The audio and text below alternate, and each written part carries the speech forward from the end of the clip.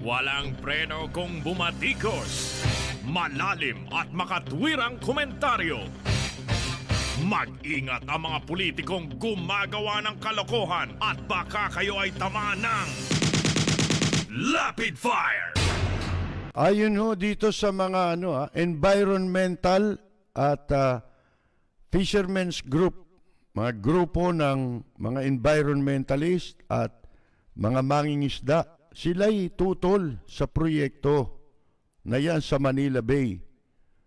At sinasabi nila ito'y magpapalala lang. Diyan po sa paglubha nitong pagdumi dyan sa Manila Bay, mga kaibigan. Ayon ho sa Greenpeace Philippines, ito yung watchdog na mga environmentalist, na mga nagmamalasakit sa ating kalikasan. Sinasabi nila na sayang lang ang pera dahil sa backwash, tatangayin niyang synthetic na buhangin na yan, yung palsipikadong buhangin na yan, patungo sa dagat. Unti-unti lang din tatangayin yan. Mawawash out lang din yan. Backwash. Habang itong mga mangingisda ng grupong Pamalakaya ay kinukundina yan para kunyari merong paglilinis na ginawa sa Manila Bay. Hindi naman paglilinis yan, pagdudumi lalo yan. Siyempre, tatangayin yan doon. Di pati yung mga iba pang nabubuhay na laman dagat, pipinsalain yan. Mga kaibigan. At maraming nilabag na batas. Ayun po, sa Oceana, Philippines, ito'y grupo rin ng mga environmentalist. Nilabag daw yung mga pambansang batas, national laws, na sa ecological and heritage conservation. Ayon dito sa kanilang presidente, si Gloria Estenzo Ramos, ang DNR ay hindi po nakapag-comply o sumunod sa mandatory environmental impact assessment study required under Presidential Decree number 1586 at ng Philippine Fisheries Code of 1998. Itong dalawang batas na ito ay nire-require ang malaliman at malawakang assessment sa posibleng epekto ng anumang proyekto na makapapipinsala sa environment, sa ating pong kalikasan and surrounding communities, pati na sa komunidad sa paligid nito.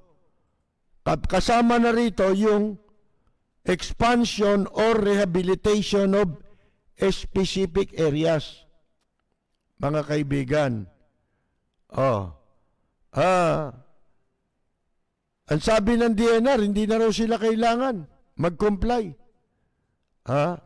Sabi, beach nourishment daw to. Nourishment ba yan? Papatayin mo yung dagat? Nourishment? Tsaka pangalawa, environment, di ba? Yang sinasabi nila, tourism project yan eh.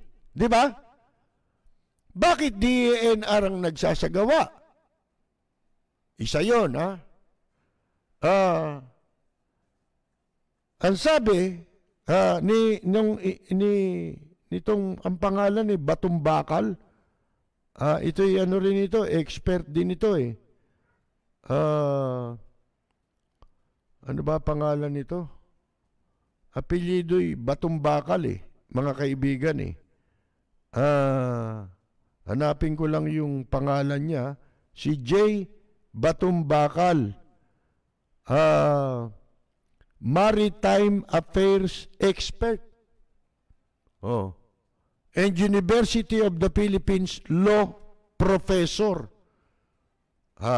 Ayan ang pangalan nito, J. Batumbakal. Ang sabi ho niya, mali, yung sinasabi ng DNR na hindi nila kailangang mag-comply o sumunod sa anumang requirements dahil ito'y isa lamang beach nourishment.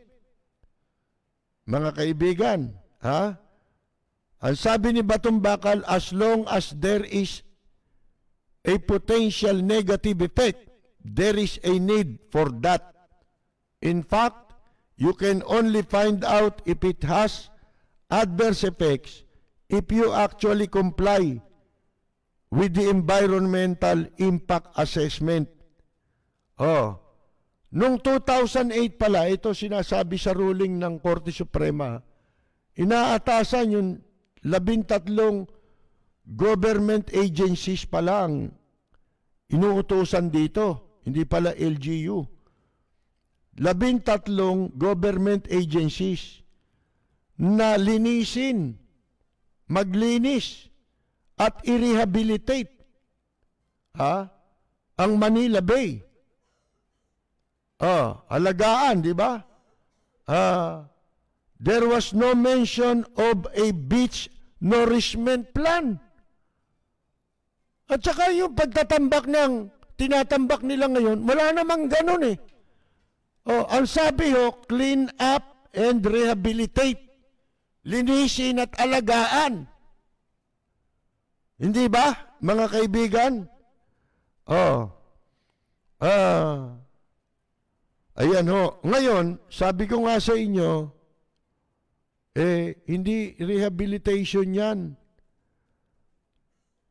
Mga kaibigan, yun din ang sinasabi nitong mga pumupuna. Ngayon, smoke screen yan. Tandaan ninyo yan. Mga kaibigan, merong napakalaking project dyan. Sa Pasay, 9 kilometers ito. Isipin mo. 9 na kilometro. Ang inaprobahan na project para sa reclamation. Tatambakan yun. Mga kaibigan. Ano yan? 360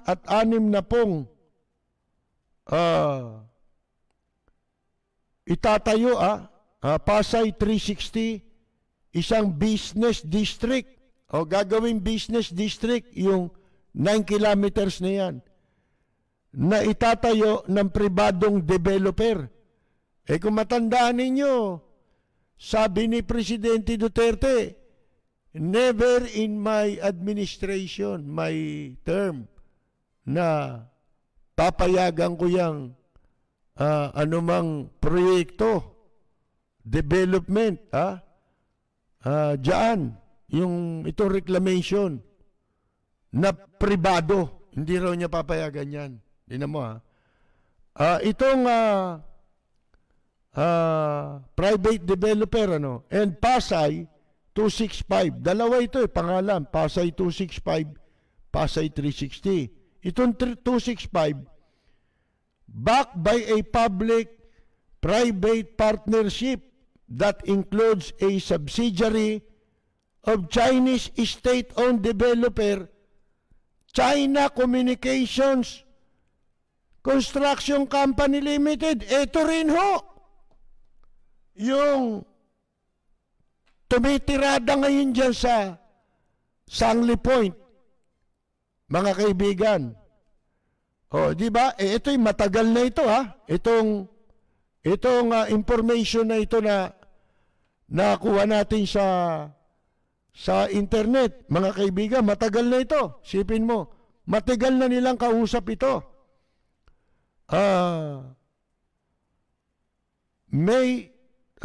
status of reclamation projects, interagency meeting on reclamation projects, 17 May 2018.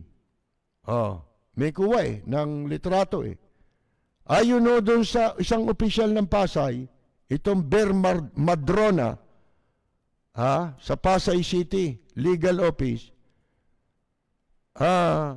the municipality has complied with all the requirements by the Department of Environment and Natural Resources in the issuance of Environmental Compliance Certificate. No objection pa raw. Ito, isa sa mga magtatayo, itong SM Prime Holdings ay noong December 2019, itong balitang ito lumabas, pinayagan na yung 360 hectare reclamation project nila sa Pasay ng SM, in line with its plan to build a new central business district along the Manila Bay area. Binigyan na sila ng Pasay City ng notice to proceed. Ibig sabihin, naglagay na ito ng kwarta. Nakatanggap na ng kwarta ito. Kaya, huwag kayo masyadong yan pa nga, maliit pa nga yan Tuloy-tuloy yan. Tuloy-tuloy na yan, mga kaibigan. Tandaan ninyo. Sabi ko nga ito'y, lang ito smoke screen yan. O pasakalye. Kumbaga sa kanta, pasakalye lang yan. Isipin mo, 500 meters lang yan. May karugtong pa yan May phase 1 yan. Kung tawagin nila, phase 1. Meron pang phase 2 yan. Hanggang yan niya sa Philippine Navy. Diba? Yan yung dagat mga kaibigan sisirain nila ang ating dagat. Dapat yan linisin. Hindi ba? Natambakan mo. Marumi rin yan. Bakit? Lahat ng dumi dyan pupunta Galing sa Maynila, Pasay, Parañaque, Navotas. Lahat ng nasa coastline. Pinagmumula ng basura yan. Ng dumi. Saan ba lahat tumatapon ng drainage niyan? Hindi ba papunta lahat sa Manila Bay? At kung matandaan ninyo, nung pag-upo nila dyan sa DNR, di ba? Pinagtatakot lahat ng establishment dyan. Di ba? Binigyan ng ultimatum. Ano-ano? Bakit bukas? Di ba? Nabuksan lahat mga kaibigan Dahil sila raw lahat nagtatapon daw dun sa Manila Bay. Yung mga drainage nila, dun lahat ang punta. Saan pupunta yun? Kundi dyan, di ba? Ang kailangan mo dyan, yung treatment, di ba? Kung paano tatapon dyan yung mga dumi na pagdating sa dagat ay malilinis na. Hindi ba? Nagagamot na, meron ng treatment. Saan mo itatapon yan? Sa hangin? Ano gagawin mo? Pataas? Yung drainage pataas? Tambucho gagawin mo? Laking katarantado. Yun ang gawin nyo dyan, linisin nyo. Pinaputi mo nga yung kuwan. Dyan din ang tapon Pag umulan, bumagyo, lahat ng basura, puntahan dyan sa Manila Bay. Kung saan ang gagaling.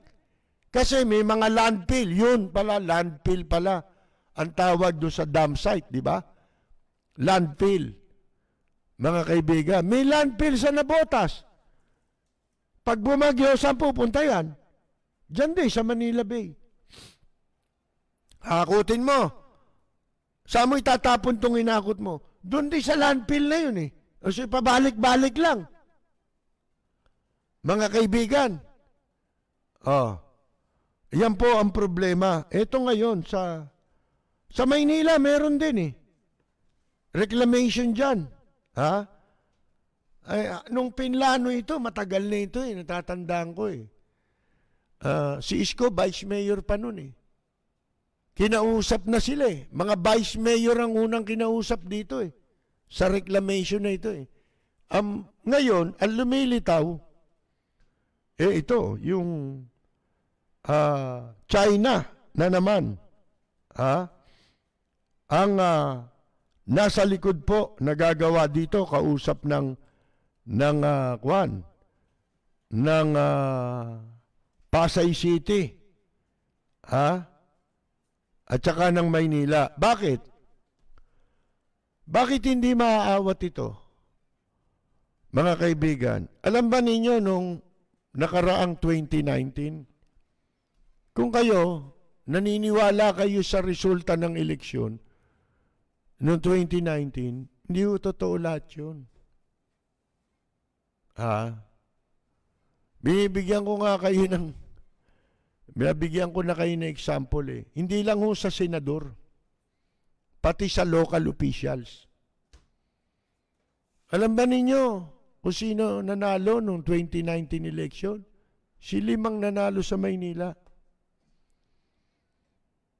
Ang balita, 1 bilyon pala ang ibinigay sa COMELEC.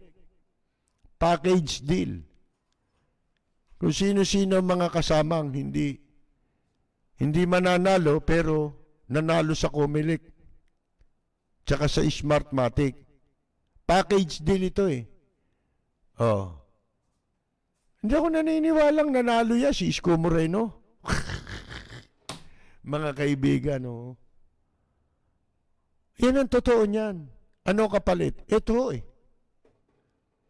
Ito yun eh. Kaya hindi pwede nilang hindi-hindian eh.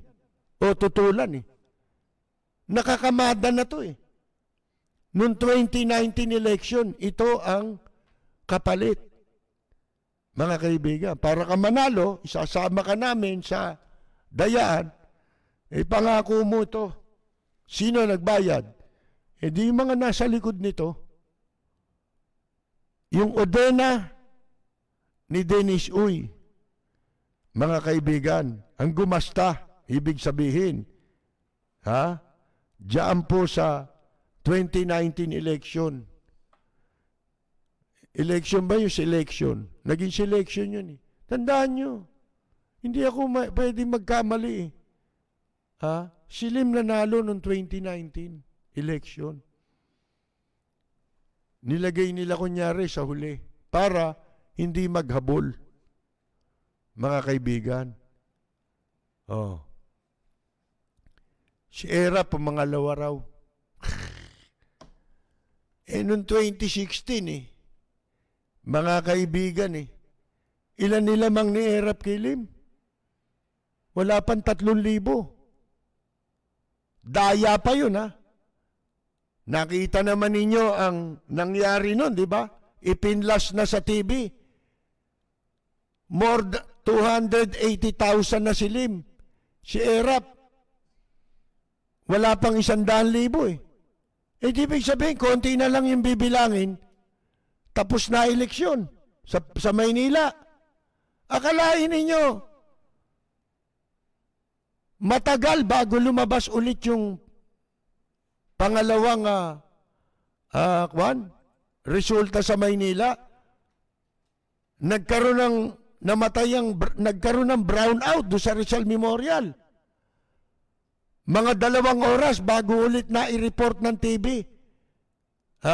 Yung sumunod na resulta. Ano nangyari? Tumaas yung boto ni Erap, bumagsak na yung boto ni Lim. Ano yun? Sana kung mananalo si Erap, okay lang Pero hindi nababagsak yung boto ni Lim. Di ba? May iiwan na siya ron. Mapapako na siya ron sa numero niya. Hindi Bumagsak nabawasan Ano ibig sabihin nun? Walang pera si Lim Pera lahat yan Yung hayop na walang yung piskal, di ba? Kaya dapat alam nyo, ang daming reforma sa eleksyon. Bakit walang politikong makapagsalita? Paano? Nilalaan nila yun Nire-reserva nila yung koneksyon sa COMELEC. Dahil kung aawayin nila, hindi ka mananalo kung ibubulgar nila. Bakit? Wala silang pakialam dun eh. Bakit? Constitutional body. Ang gusto lang nung pera. Mga kaibigan, wala na to. Itong Pilipinas, sa nakikita ko, wala namang maninindigang Pilipino eh. Sa Facebook lang tayo maninindigan eh. Mga kaibigan. Walang preno kung bumatikos. Malalim at makatwirang komentaryo. Mag-ingat ang mga politikong gumagawa ng kalokohan at baka kayo ay tamaan ng Rapid Fire! Ang kahit ano pa ang sabihin na depensa, kahit magsama-sama pa yan, to tandaan nyo ha, magsama-sama man yan, Isko Moreno, DENR, Pasay City, Malacanang, yung ilang senador, manahimik man yan, hindi nagiging tama yung mali. Tandaan nyo yan. Diyan kayo manindigan. Kaya sino pa ang magsabing, hindi, trabaho nila yan, okay yan eh, pinagmitingan niya. Kahit paano sabihin, kitang-kita na yung mali eh. Ang daming labag sa batas eh. Kitang-kita na eh. Kahit ano pa ang sabihin, tandaan nyo yan. Yan yung sinasabi nating, ang tama, tama yan kahit kailan. Yung mali, mali yan kahit kailan. Hindi ibig sabihin, nagsama-sama yan para sabihin tama yung mali, nagiging tama yung mali. Ba hindi? Sinisira nila yung rule of law. Papayag ba kayo na yung hindi kriminal makukulong? Tapos yung kriminal na mapapalaya, papayag ba kayo ng ganon? Sipin ninyo yan, mga kaibigan. Kung hindi naman makapaninindigan ng mga Pilipino, wala tayong nakikitang indikasyon eh. Na pwedeng ang mga Pilipino makapanindigan dyan eh. Sipin mo, dadaanin lang lahat sa daldalan. Pupunta ka sa Supreme Court. Maswerte nang ipatigil ng Supreme Court yan. Pero kailan nila didesisyonan yan? Kailan? Lalo na yan, umaandar ang pera riyan. Kailangan, pagka naghain ng petisyon sa Korte Suprema at mapipinsala na yung Manila Bay, kinakailangan maging immediate ang merong urgency yan, di ba? Kaya dapat maging mabilis ang pagdidesisyon ng Korte Suprema. Paano kung upuan? Di ba? Doon pa lang, talo ka na eh. Uupuan lang. Patatagalin lang. Pag malamig na ulo ng publiko at nalimutan na, nakamove on na sila dyan, tsaka maglalabas yan ng desisyon. Mukha yung katarantaduhang lumabas na desisyon kamakailan. Ano ba yun? Yung wala na raw silang didesisyonan. Di ba? Meron tayong pinag-usapang issue dito nung minsan. Mga kaibigan. Wala na. Ganun lang gagawin ng Korte Suprema dyan. Kasi nga, ang mga Pilipino, yun ang sinasabi natin eh. Doon kayo lagi sa rule of law. Doon kayo dati. Ito, katulad ito, propriety ito. Question of propriety yan. Mga kaibigan. At saka yung mga violation sa batas at mapanganib, malaking banta ng panganib sa kalikasan at sa buhay ng mga maraming mamamayan na maapektuhan dyan. Pera yan eh. Doon pa lang saan ba kinuha yan? Sa Siburao. Ba't ngayon binawi? Hindi ko alam eh. Sa Cebu eh. Anak ko, naloko na. Alam na. Di ba? Alam mo na ng lolo ko. Oh, mga kaibigan. Doon pa lang may deception eh. Walang hiya, di ba? Sipin mo yan. Paano maraming nagpapatanga? Di ba? Yun namang iba. Kayo, ito pa isang problema ng mga nasa social media. Hindi nga natin sila kapaniwala, itong mga gunggong na Dutertanings, di ba? Mga troll. Pero magtaka kayo sila man nanonood dyan eh. Oh. Yun ang pinagtataka ko eh. Alam niyo ng fake news ang sinasabi ng mga nagsisipagsalitaan sa social media. Alam niyo ng fake news, ang kinabubuisit ko minsan, padadalan pa ako ng kopya. I-share pa sa messenger. Hindi ko nga pinanonood dahil makikinabang pa sila sa inyo eh. Hindi niyo ba alam kumikita sila sa inyo? Oh, di ba? Tinatangkilik din eh. Kaya wala eh. Manindi, lumabang ka man sa mga fake news. Pero nakikinig ka may diferensya ka nun. Di ba? Bayaan mo na sila magkalat ng lagim. Ha? Oh. Wala rin naman mangyayari kung i-share mo yan, di ba? Panoorin mo. Mabubuisit ka lang. Kaya sabi ko sa inyo, pinakatamang gagawin, binablock yan eh. Yung mga taong yan, block ang katapat niyan. Hindi sila makikinabang. Halimbawa, troll sila. Oh. Siyempre, yung pagsawsaw nila sa issue, ire-record yun, di ba? Kukunan nila ng ng screenshot yun. Yun ang pagbabasihan sa bayad sa kanila eh. Pag pumatol ka ron, kumita na sila ron. Sa akin, di sila kikita. Bakit? Bablock ko sila eh. Tapos, di-delete ko yung comment eh. Ganun ang gawin nyo. Hindi sila kumita. Oh. Yun ang pinakatama, mga kaibigan. Wala ka nang pwedeng maisip pa ron dahil ang mga otoridad nga, wala namang ginagawa dyan eh. Pagkakampi ng kasalukuyang administrasyon, nakatimbre sa kanila eh. Diba? Nakatimbre. Mga kaibigan eh. Tinan mo itong mga luko-luko ngayon sa PNP, diba? Yun daw mga sa social media naman, tututukan daw naman nila. Lumalabag daw sa protocol.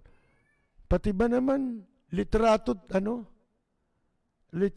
video eh. Kung pinapatulan nyo na. Wala na kayong masolusyonan. Ha? Anak ka ng mga kaibigan, Si Ilyasar na nagpapanggap kang Duterte ngayon. Hindi ka naman Duterte eh. Di ba? Tanyin nyo. Pere, mga kaibigan, kapangyarihan at pera. Hindi marunong manindigan yung hindi dahil sa kanyang kakayahan. Walang kakayahan eh. So pag wala kang kakayahan, magwawalang hiya ka. Bababuyin mo yung trabaho mo. Di ba? Babastusin mo na yung estrella mo sa balikat. Makadila lang sa tumbong. Di ba? Halik sa tumbong. Yung amo naman halik sa lupa. Sila naman halik sa tumbong. Yan po mga kaibigan Wala Bakit?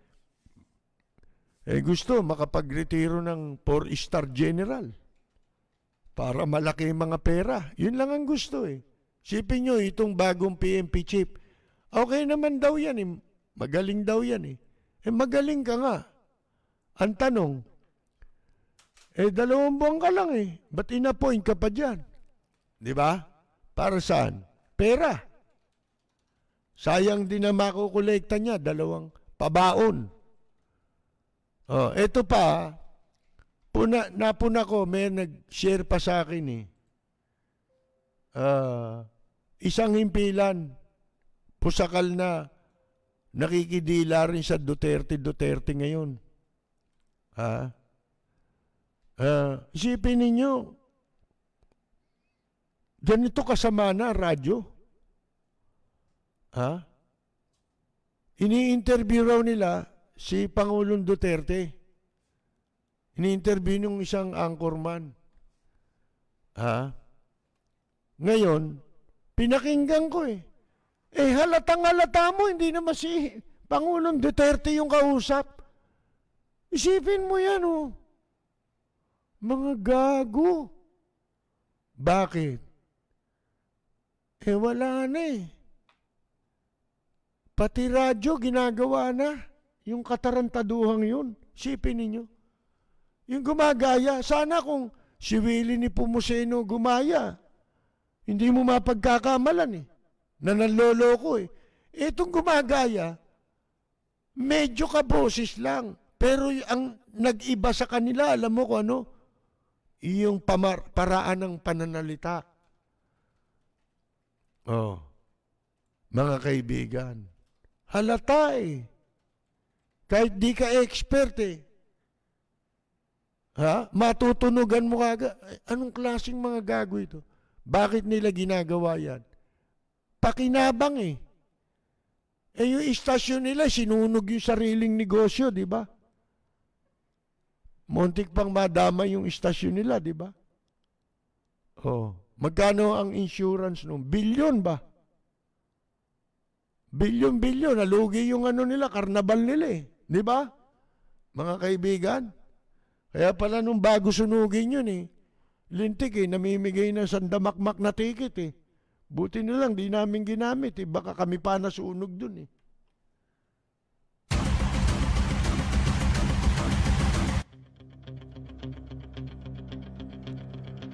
Walang preno kung bumatikos. Malalim at makatwirang komentaryo. Mag-ingat ang mga politikong gumagawa ng kalokohan at baka kayo ay tamaan ng Lapid Fire! Sa Pampanga raw ho, may mga residenteng naalarma at nababahala dito sa mga underground COVID hospitals. Di ba ang dami na nahuli niyan? Sa Pampanga pala, ang dami niyan. Ito daw po ay exclusive na para lamang sa mga Chinese nationals.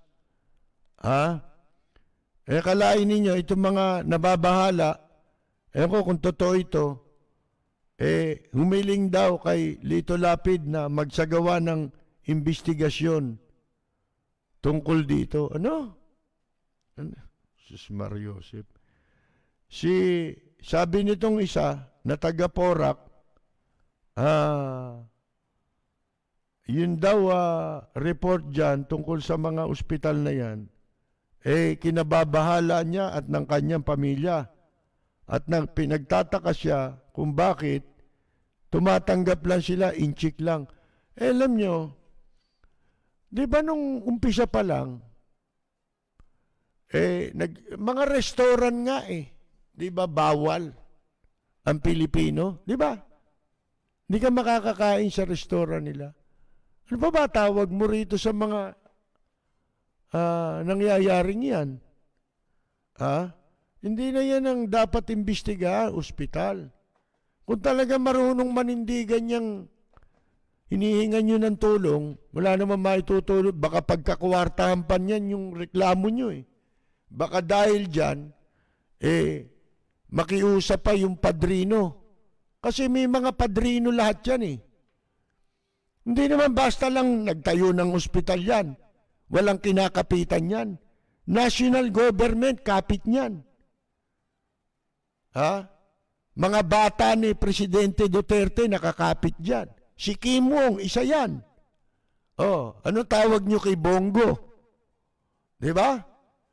Mga padrino nila yan.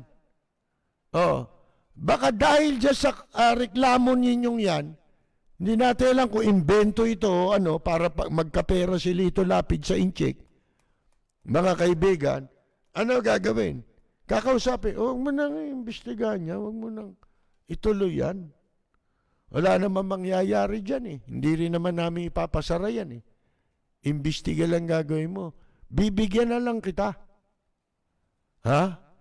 O di tatahimik na yan.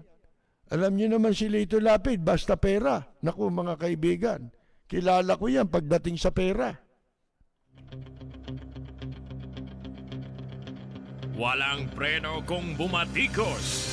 Malalim at makatwirang komentaryo. Mag-ingat ang mga politikong gumagawa ng kalokohan at baka kayo ay tamaan ng Lapid Fire! Ang imbestigahan nila yan, yung Manila Bay. Di ba? Oh. Patawag nyo kaagad investigasyon. Diyan, masusukat na ninyo mga senador. Malalam, iskandalong malaki na yan, ha? Dambuhalang iskandalo na yan.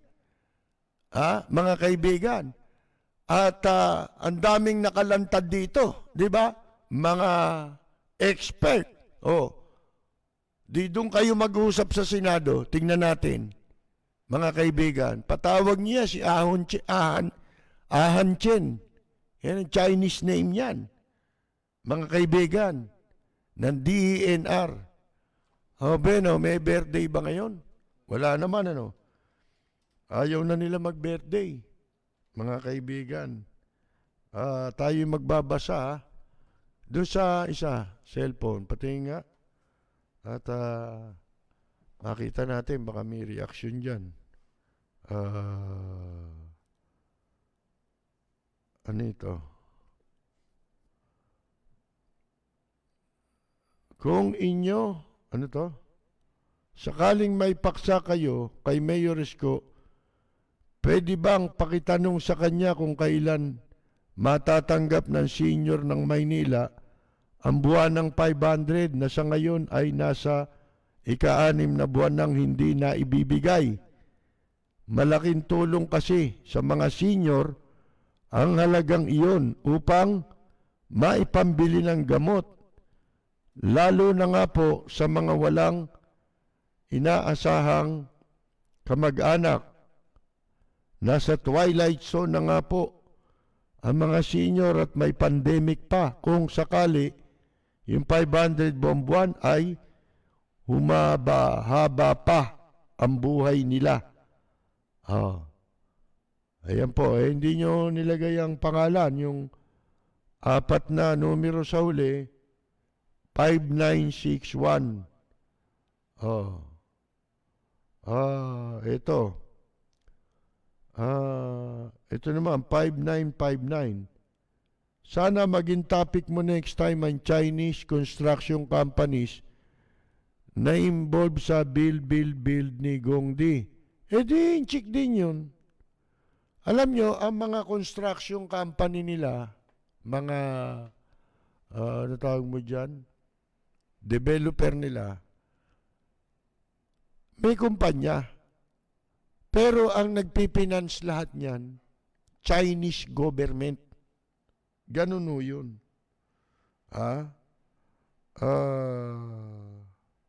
Ano to?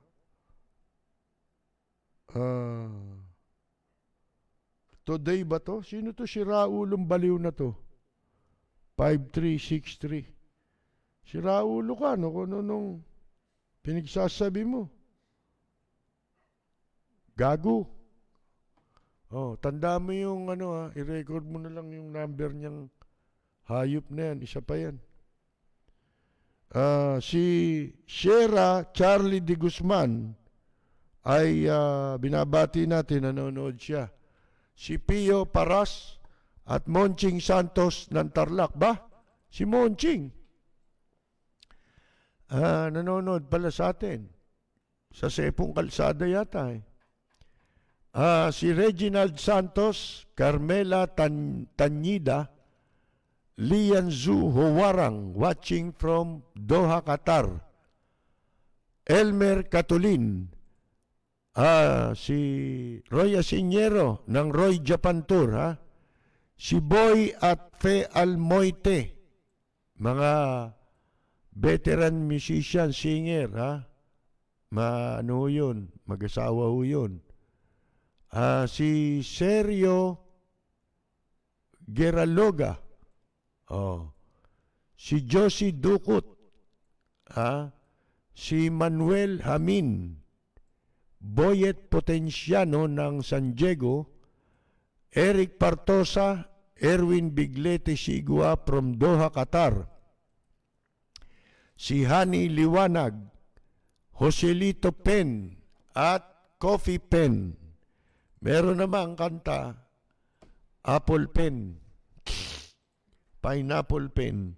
Si Pedro Penduco, Chopilo Santiago, Evangelito Dalangin, pati si si Amir Nabula, Akim na nanonood from Novaliches, Quezon City.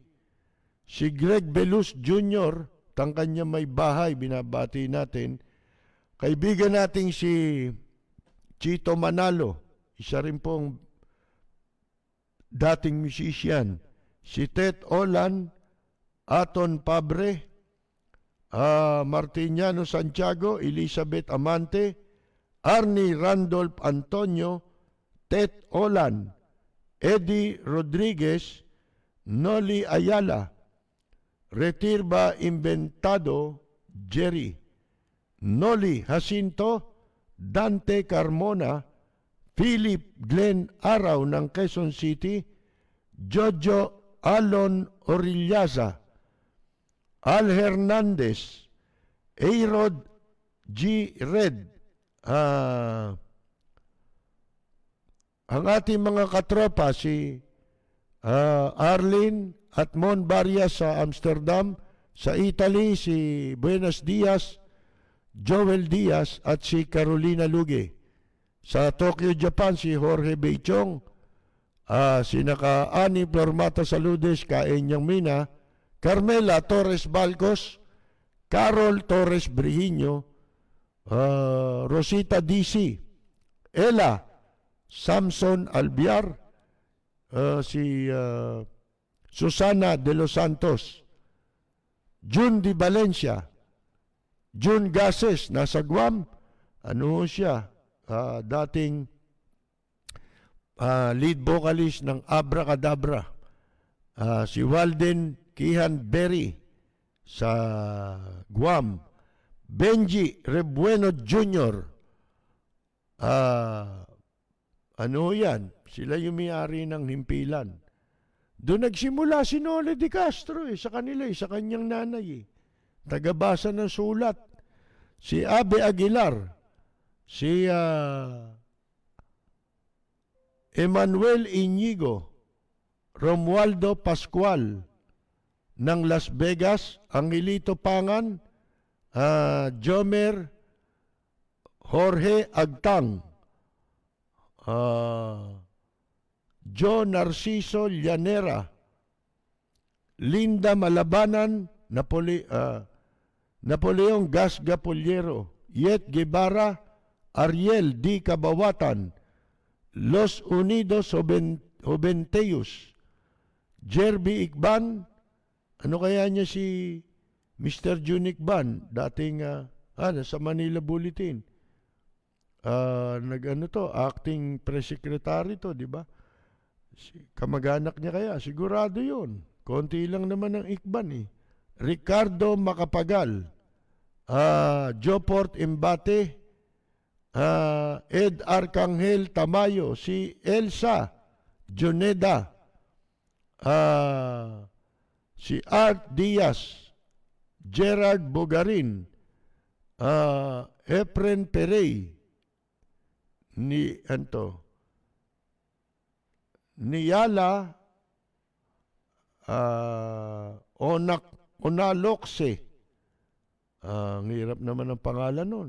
Mikey Mike, si Wilma Aquino, Karina B. Hernandez, Norberto Trias. Kamag-anak kaya ni Karina si Amado B. Hernandez? si Ding Lorenzo, Mar Mangalos Lansangan, Pris Joe Lapis ng Los Baños, Laguna, si Don Filimon Enjape, Celso Paglingayen Aguilar, Jerry Juni, Luz Bimin Romana, Ricky Valero, isang basketball player po, UST. Si Cyril Belen, Mamerto Lawrence, Wilfredo Soriano, Nelson Beblañas. Ano kaya masasabi nga pala ni Eli Soriano, Eling Kuyukot Soriano, dito kay Ahan Chen? Tanga! Inutil! Tarantado! Yun. Si Art Diaz ng Bulacan, San Rafael, Joven Bañez Valerio, Jacoby Apoco Spidey. Hintik mga imbentong pangalan nito, no?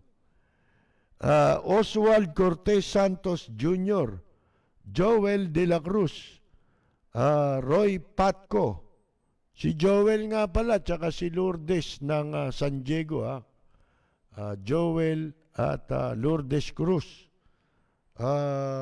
Romel Galvez, Rose Season,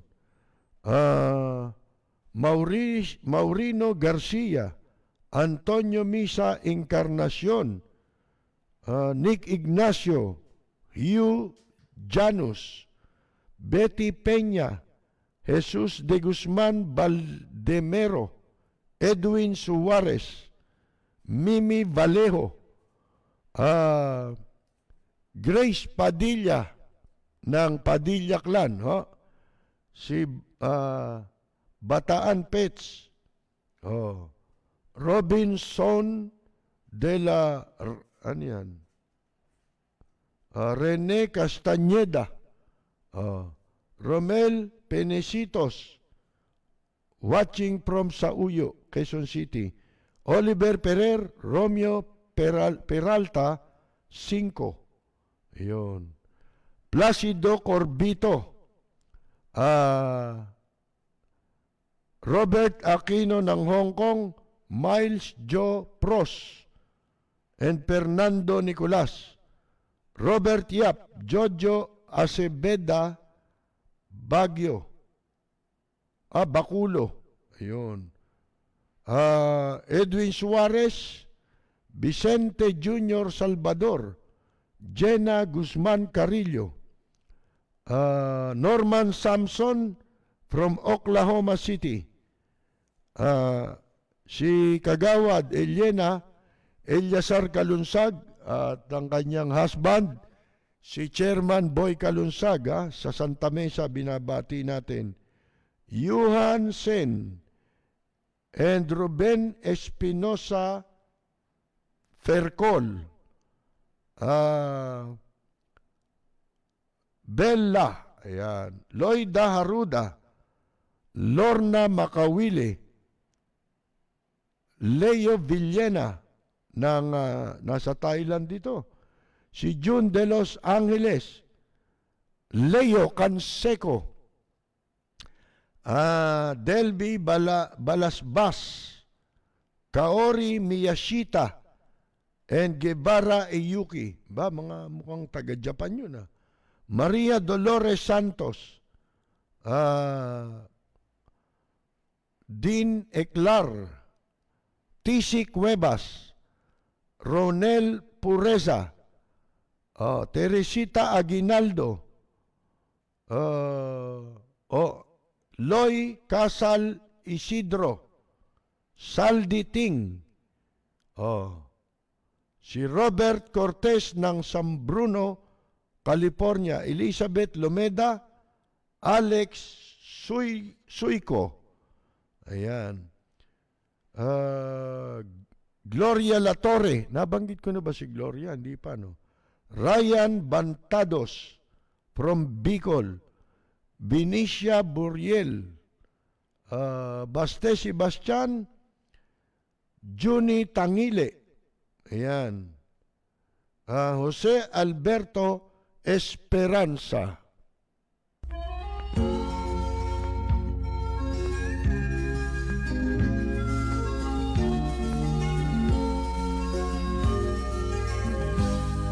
Sa bayan ko ay isa ang lahi. Dito'y wala ang pagkukunwari. Hindi padadaig, sadyang kilala sa daigdig. May pagkakaisa sa bawat nais.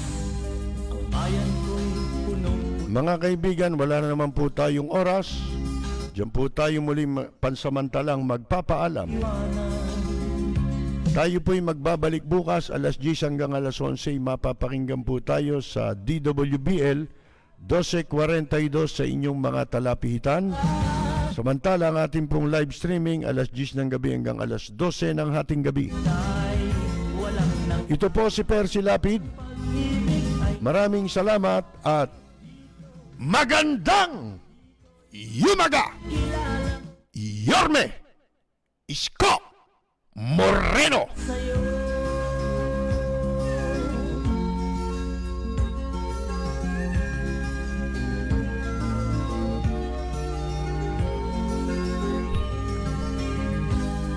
Ang bayan ko'y punong-puno ng yaman. Bakit ito'y kailangan pang iwanan?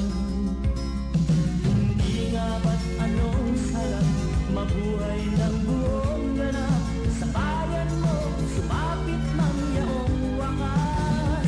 Dito sa bayan ko, lahat kami pantay-pantay. Walang nang-aabit, ang pag-ibig ay tunay. Dito sa bayan ko, dito'y makikilala mo ang mga kaibigang nagmamahal sa'yo. Dito sa bayan ko, lahat kami pantay-pantay. Walang nang-aapit, ang pag-ibig ay tunay.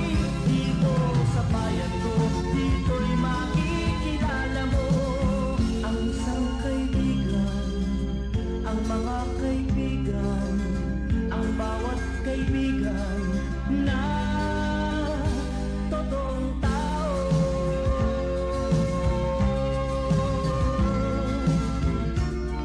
Dito sa bayan ko.